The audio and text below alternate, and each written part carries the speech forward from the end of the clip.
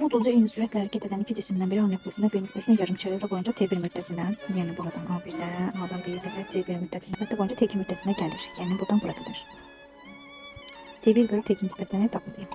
Burada görürük ki, A'dan B-yə, A'dan B'ye yarım çevre. Yarım çevre de bilirik ki yine de tam çevre neye beraberdir? 2 pi y'dir. Yarım çevre de bunun yarısı olduğuna göre pi y'dir.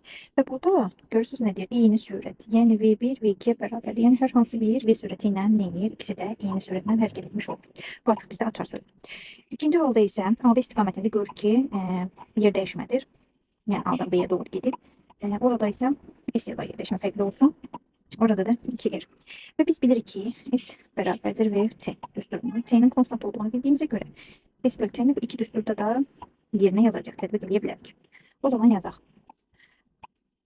Buradan yazaq. Buradan böyle yazaq. Yazaq. V beraber deyip birinci hala göre deməli pi R bölü T1. İkinci hala göre yani V'ler yeni olduğuna göre V1 V2 V olduğuna göre V yazırım. İkincide ise yol 2R olduğuna göre R bölü T2. Bizde ne istiyor? T1 bölü T2. T1 bölü T2.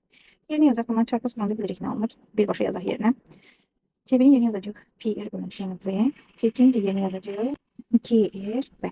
Böyle tabii ki gidecek. R'ler gidecek. Burada cevap kalacak. Pi bölü 2. Cevabı var.